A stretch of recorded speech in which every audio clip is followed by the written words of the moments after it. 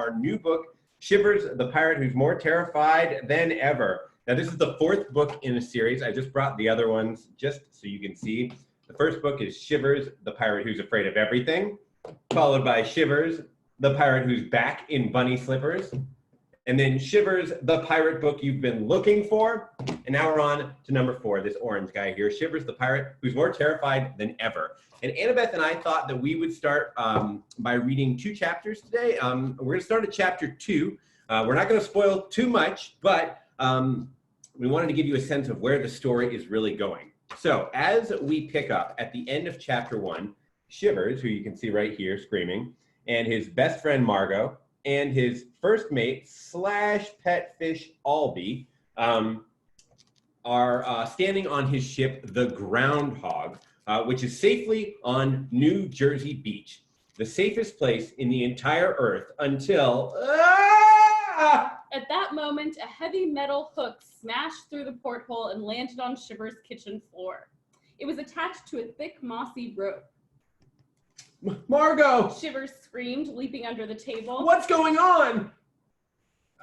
There's only one way to find out, she said, grabbing his hand. They ran outside to the deck and saw something so terrifying that even the pudding in Shivers' belly panicked. Shivers and Margot stood wide-eyed at the edge of the Groundhog. The mossy rope connected to the hook was tied to the most terrifying pirate ship Shivers had ever seen. It floated in the eastern seas just a few yards from the sandy beach. It was so big that it cast a shadow over the entire Groundhog. It was coated in rotting seaweed and smelled like a fish graveyard. It rocked back and forth with an eerie creak. High on the mast was a flag with an iron lock painted on it. Standing on the deck was a hideous man. He had a thick mossy beard, an eye patch over one eye, and an ear patch over one ear. He wore a blood-red pirate coat so long that it brushed the floor. He had a chain of rusty keys around his neck. Ahoy, scoundrels! The man shouted. I'm Captain Crook. Because you're a crook? Shivers squeaked, hopping back and forth in terror. No. Captain Crook held up his hand and wiggled his twisted, knotty fingers. Because I have crooked fingers that I use for stealing things. Because I'm a crook! Margot stepped forward. I'm Margot, and this is Shivers the Pirate. Well, well, well. Captain Crook tightrope walked across the rope and leaped onto the Groundhog's deck. He strolled over to Shivers, then leaned in so close that Shivers could smell his stale squid breath. I've got one thing to say to you. Shivers was frozen in fear. For a moment, no one said anything. Then Captain Crook bellowed, You're welcome! He clapped Shivers on the back and grinned, revealing a mouthful of yellow teeth that looked like broken glass. Huh? Shivers, Margot, and Albie all said at the exact same time. Well, we saw you were stuck on land, and now so we're going to tow you out to sea. It was my first mate's idea. Spitball! A dingy-looking woman popped up from Captain Crook's deck. She had hair so wild and wiry it looked like she had stuck her finger in an electrical socket. She scurried across the rope and onto the Groundhog. I've got one thing to say. I already said you're welcome, said Captain Crook. Oh, well, in that case, pleased to meet ye. Spitball grinned, and Shivers could see that she was missing her 2 front teeth. Ye must be looking forward to being rescued from this awful beach. Shivers pointed to the shore. Actually, the beach is a horrible place. Captain Crook interrupted. We know. We hate it too.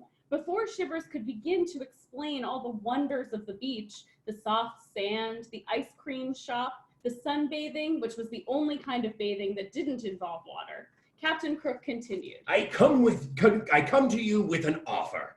As I said, I'm a crook. I takes what I want, and I wants a whole lot. But I can't do it alone. I'm assembling a pirate crew, a fearsome pirate crew, a deadly pirate crew, a particularly smelly pirate crew, Spitball added, scratching her armpit. Shivers looked over at Captain Crook's ship. Sure enough, he saw dozens of fearsome figures lurking on the deck. This crew is going to break all the rules. I've got big plans. Captain Crook raised his eyebrow. And I'm looking for new members. Me? Join a terrifying pirate crew? Shivers squeaked. Why not? Captain Crook strode across the deck and into the kitchen. Shivers and Margot followed behind him. He stomped his black boot on the floor. You've got a sturdy ship. He pointed at Margot. You've got a first mate? She gestured to the kitchen table. Why, you've even got a big bowl of guts right here.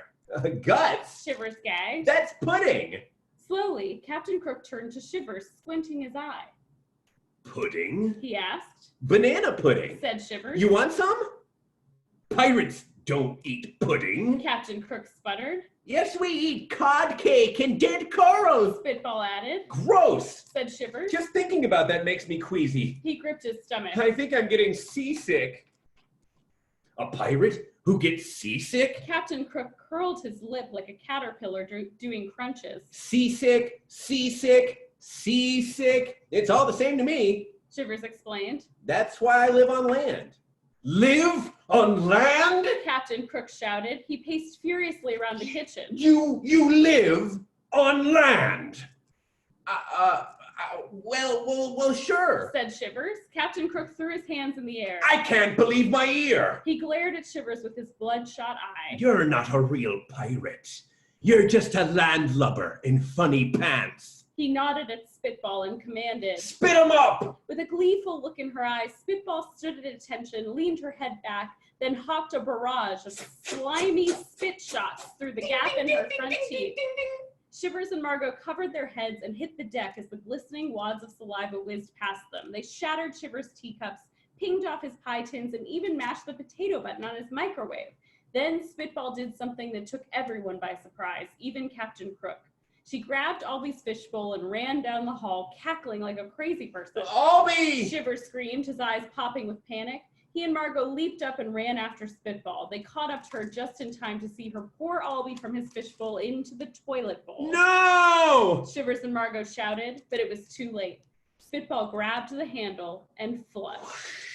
Okay, so that is a majorly big problem for Shivers and Margot. And we're going to jump to chapter 4 now because the only thing they can possibly do to save Shivers' pet fish / first mate is jump down the sewer. Chapter 4. Shivers and Margot landed in the sewer sludge with a sploosh, which is kind of like a splash, but much more disgusting. They were instantly swept up in a gurgling current of grime and slime. Shivers flailed around in the soggy darkness, trying to grab hold of Margot as they slid through the sewer. "Why didn't you tell me there aren't any lights down here?" he shrieked. "Shivers, trust me, sometimes it's better to be in the dark," Margot shouted back. As they twisted around a corner, their eyes began to adjust to the dim light streaming in through the street gates above them. Now Shivers saw what they were sliding in. It was a slug green swirl of mold and curdled milk, served with a side of stinky slush. Shivers and Margot spotted a faint glimmer of a blowfish tail flapping up ahead. "Albie!" they called out, their voices echoing off the sewer walls. But Albie was being funneled through the tunnel just as fast as Shivers and Margot were. Suddenly, he slipped out of sight. Shivers squinted to see where Albie had gone and realized they were sliding straight toward a sheer drop-off. Judging from the sound of the sludge splashing below, it was going to be a big drop. Oh, Annabeth, this is the part where Shivers screams, but I don't want to disturb our neighbors. Oh, okay. Oh, wait, no, who cares about our neighbors? I'm going to do it anyway. Shivers screamed. He grabbed Margot and swung her in front of him. "Margot, you're really the leader of this mission. You get in front," He said, grabbing her shoulder. Shivers and Margot flew with the force of 1,000 flushes toward the drop-off. They spotted a sign right at the edge that said, "Welcome to underneath downtown New Jersey, where garbage goes to die."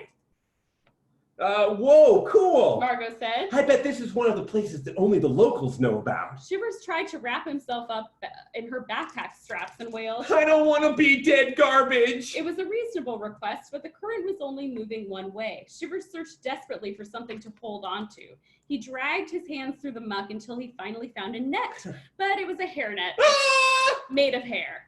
He screamed and tossed it aside. Now they were just inches away from the drop. In one last attempt, Shivers plunged his arms deep into the sludge. He sifted through the grit and grime, and then just in time, his fingers wrapped around a thick rope. "Margot, we're saved!" He fear-cheered, but when he yanked the rope out of the sludge, he saw that it was attached to a brown, bulbous body with a furry head, and that it wasn't a rope at all, but the tail of a snarling sewer rat.